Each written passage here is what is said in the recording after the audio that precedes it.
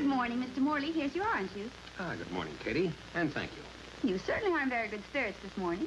I am indeed. I've just received the results of the latest Minnesota election poll. Yeah? It shows that I have a substantial lead over Mr. Perkins. Well, I read that Mr. Perkins said that his polls show that he will win. No. Would you say, then, that we were poles apart? I would not. But seriously, Katy, he's just bluffing. I have a very substantial lead. Will we still be leaving next week for Minnesota to campaign? Oh, yes. You can't take chances like that. But if Mr. Perkins has no issues to campaign on... At the moment, he has no issue. But the picture in politics can change from minute to minute. If he should get something, it might be very difficult to battle him this close to election. That certainly is not very likely. Nope. Not very likely.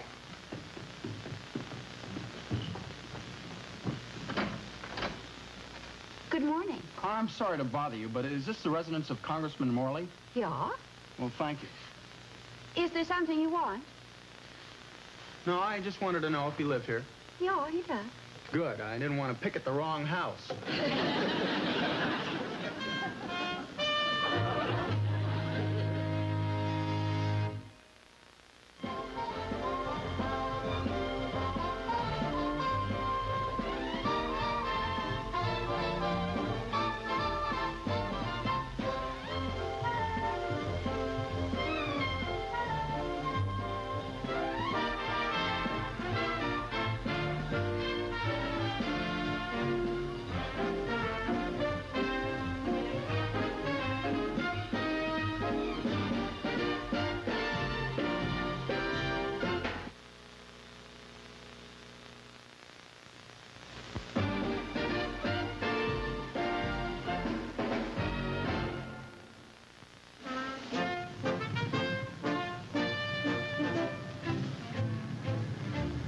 Good morning.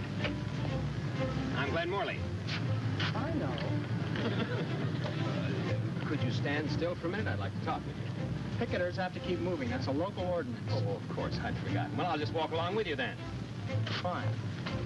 May I ask why you selected me to picket? Sure. I wrote you asking you to give the vote to 18-year-olds, and you refused. I did? But, well, why didn't you approach some other congressman? I wrote to all 437 of them, and they refused. Well, then why picket me? I pulled your name out of a hat. Oh, well, that's certainly very democratic. Well, I don't object to your... Oh, good morning. Peacefully demonstrating like this, it seems... How's your mother? Fine. She's back in Minnesota. But this strikes me as something of a pressure tactic. I thought I hadn't seen her around. In some cases, pressure tactics are needed. And how are your sons? Oh, fine. Just fine, thank you. In some cases, yes, but not in this one. That is a matter of opinion. Well, I suggest that you come down to my office where we can discuss this there. Mr. Morley, how do you feel on this issue? Frankly, I am against giving the vote to 18-year-olds. Despite everything? In consideration of everything. Well, if you're going to take a closed-minded Neanderthal attitude, there's nothing to discuss. You two shouldn't be picketing Congressman Morley. He's a good man. I am Congressman Morley. Then what are you picketing? Excuse me, sir, but what's going on here? Well, as I understand it, Congressman Morley is picketing himself. Mr. Morley, look.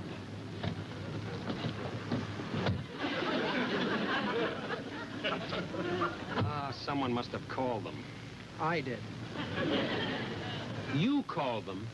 You mean you think you can force a congressman to do what you want this way? Congressman Morley, Congressman, in here, please. How about the sign, Congressman? Looking up. A statement. How about just picketing? How do you feel about it? No. You don't like it? One more looking up, Congressman. Congressman, do you think you might go to court if this keeps up? An injunction, maybe? Wait a minute. No injunction. As a matter of fact, and for the record, I invited this young man to my office to discuss the matter. He has declined the invitation. Decline. Have you any comment on your refusal to discuss this issue with Congressman Morley? Yes, a discussion would be of no avail. His mind is closed on the issue. But I hereby challenge him to a debate. A debate? In the great tradition of American politics, let the people hear both sides, and then they can decide for themselves. How about that, Congressman? Do you accept the challenge? I certainly do not. I think it would be a great mistake to dignify this boyish prank with any public debate. Boyish prank? We'll see how boyish the congressman considers me after the American people have become aroused. I'll continue picketing here day and night, without sleep, without food or sleep. until Congressman Morley introduces a bill. A hunger strike? Yes, yes. That's it. I'm prepared to give my life, if need be, to advance this worthy cause. Glenn, what is the matter with you? I take it you've heard. Everybody's heard. It's all over town. Senator, he pulled me out of a hat. I wouldn't care if he pulled you out of a helmet. That's no reason to let an 18-year-old boy go on a hunger strike. Well, what would you have me do? Promise the kid something I didn't mean? This is a matter of principle. What kind of childish nonsense is that? This is an election year. The election is practically here. If this thing blows into an issue, the voters won't have time to forget. I know. Being re-elected is the fine art of staying out of trouble. I know that. And you expect to be re-elected by letting an 18-year-old boy starve himself to death at your front door. Maybe he'll get tired. And collapse. Fine. Dandy. Glenn, you can't let this go on. Agreed. But all you've told me so far is exactly what I already know. Give me one good, solid, concrete suggestion. Glenn, you never put a senator on a spot like that. I take it he's the intellectual type. Very. What we need, then, is to cloud the issue with an emotional appeal. I've been doing that for years. Do you think it would do any good if I talked to him? I think it would do irreparable harm. Well, we need to get to him some way. Let's see. What would appeal to an 18-year-old more than getting the right to vote? I've got it. The same thing that would appeal to a considerably older senator. So all I'm asking you to do is to go out there and talk to the boy. I don't know if I should do that. All I'm saying is talk to him on the highest possible level. But be sure to tell him I'm not making any deals. Then what should I say? Go home, but with charm and a big smile.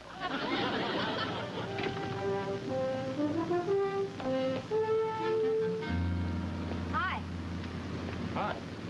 Would you mind some company? Oh, I'd welcome it, but won't your husband object? He's not my husband. I'm the governess to his children. Katy Holstrom. Jeffrey Belmont. How do you do?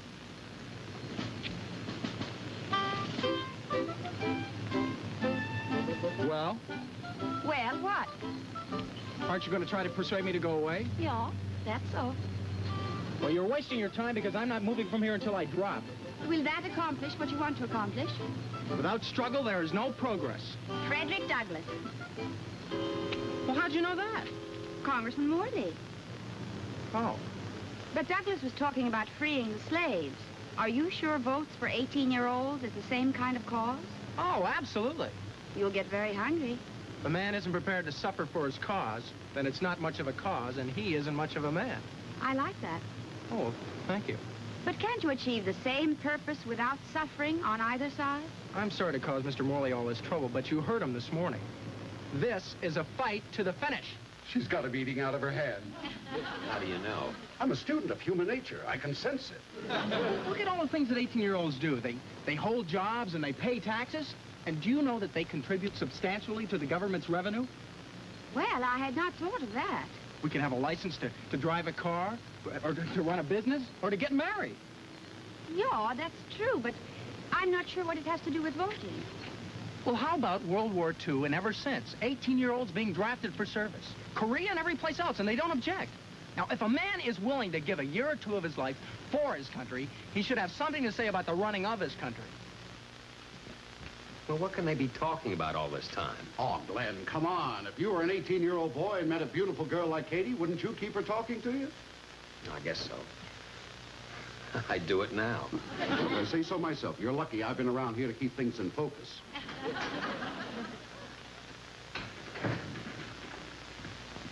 Well, hail the conquering heroine. Well, I'm not so sure. Well, what happened? What did he say? Many things. Yes? He does have good arguments, and everything he said made sense. What do you mean? I'm sorry. Didn't you convince him to go? I did not convince him. He convinced me.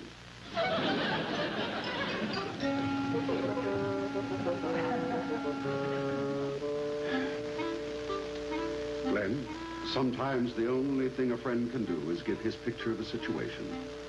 What's that? You're in trouble.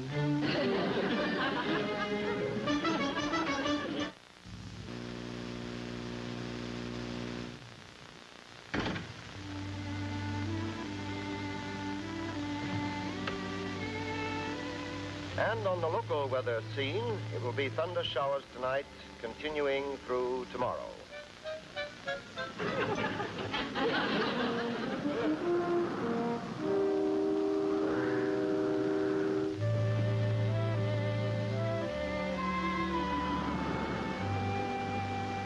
Going somewhere?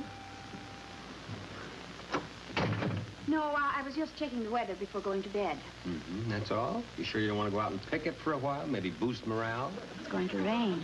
Yeah. How about that? This makes you happy? Well, not at all, but those kids certainly won't be stubborn enough or stupid enough to stay out there in the rain all night. Are you sure? I'm reasonably sure. And you don't care what happens to their health? Revolutionaries live long lives. Well, I certainly hope you have a good night's sleep, Mr. Morley.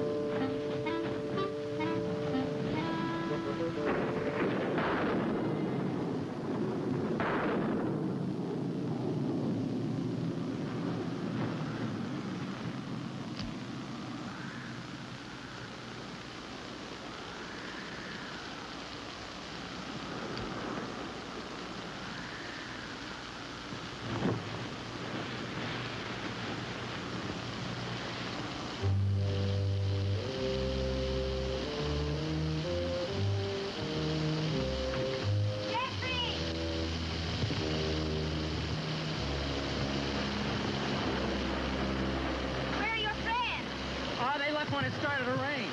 What are you doing out here? I came out to get you. Me? Oh, it's no longer a question of setting an example. I want you to come in the house before you drown. Oh, I can't do that. But I appreciate you asking me anyway. Now, why must you be so stubborn at a time like this? Oh, just yesterday I had my hair done. Well, for one thing, if I come into the house, you're going to think less of me. No, I will think more of you. But if you stay outside, I will think you are a lunatic. Well, does Mr. Morley know anything about this? It has nothing to do with Mr. Morley. It's between you and me. And there's no one here to see you. No one is watching you protest. And if they were, they wouldn't know why you were here.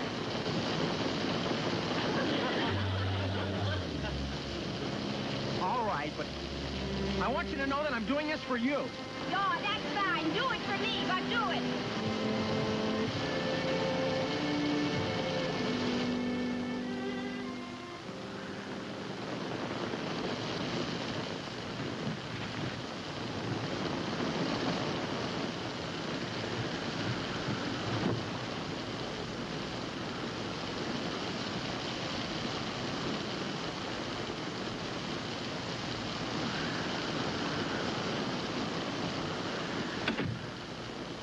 This way.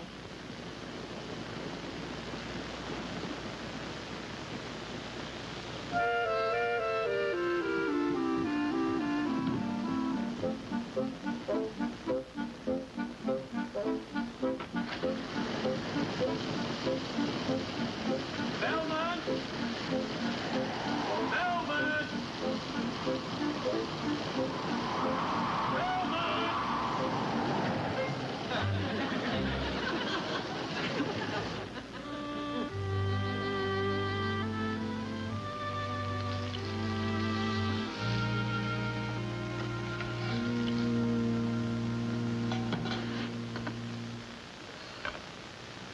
You think I should?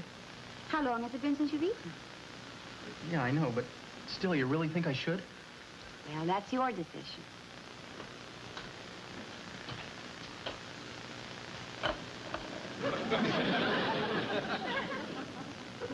You know, if it hadn't been for my hunger strike, I don't think we'd ever have met.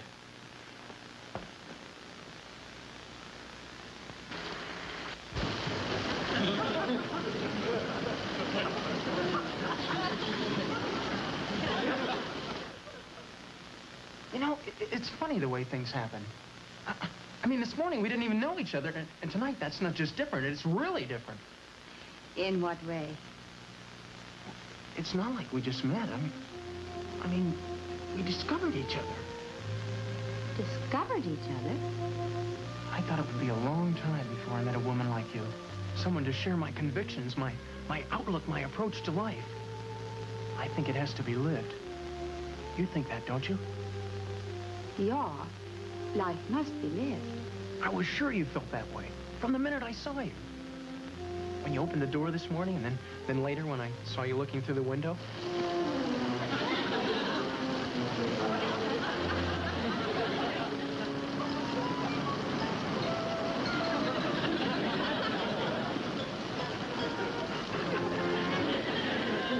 And then when you took my side against Mr. Morley, I knew it was the beginning of something big. I felt that we'd really become soulmates. You risked a new hairdo for me. Oh, Jeffrey.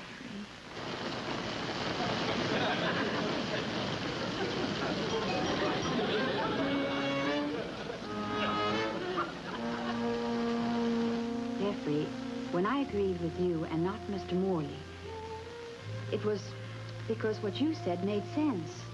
It was an intellectual conviction. But you brought me in the house. Why'd you do that? Because you did not know enough to come in out of the rain. What could that be? Achoo!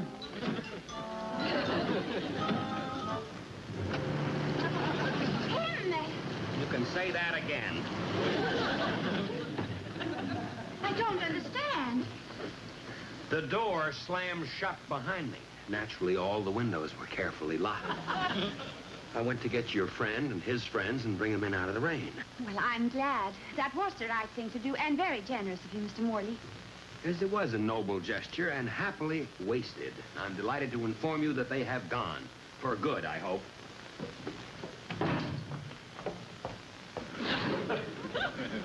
Oh.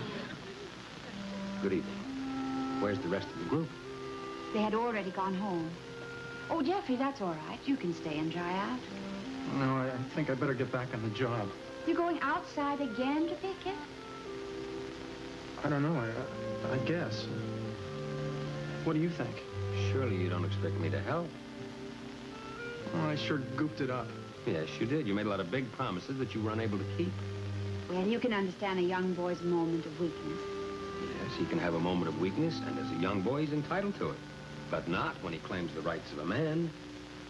Look, do you want to know why I oppose giving you the vote?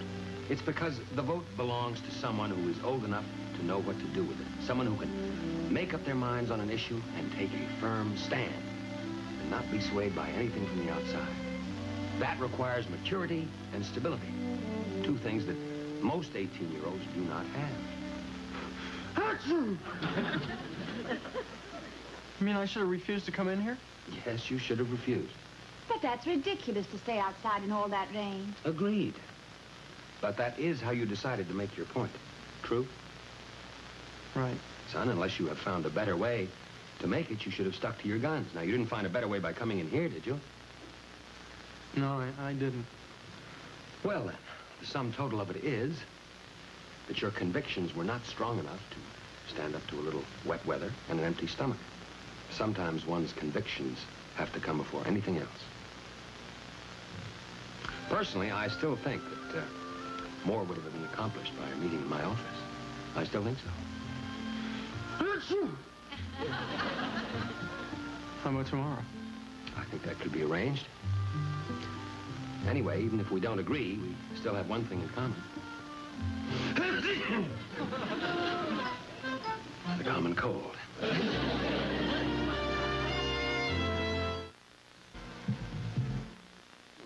Yeah, we did. So would you tell us what happened when you met with Mr. Morley in his office today? Yes, we discussed the issue fully and frankly. Did you arrive at any conclusion? I am convinced that 21 is the proper age at which to begin voting. At 18, some of us are mature enough to vote, but most of us aren't. And I also want to say that after talking with Congressman Morley, I not only think he's a brilliant man, but a dedicated congressman and a great humanitarian. Achoo! Mr. Untight, now that this issue has been settled, have you any new ones in sight? My interest in government will continue, but in a broader sphere. Right now, I'm looking into the area of congressional offices which are overstaffed. Wives on payroll, things of that sort. Yes, and I noticed, for instance, that a Senator Ames seems to be deeply involved in this sort of thing. Senator Ames? Well, that's me. Did you hear that? And I shall make my protest felt this time by really picketing. I will picket Senator Ames day and night until he agrees to discontinue this wanton squandering of public funds. Katy, you've got to talk to that boy for me. Well, I did not do so well the last time, remember? No, you didn't. Glenn, what are we going to do? The election's only a week away. Sometimes, Senator, the only thing a friend can do is give his picture of the situation. What's that? You're in trouble.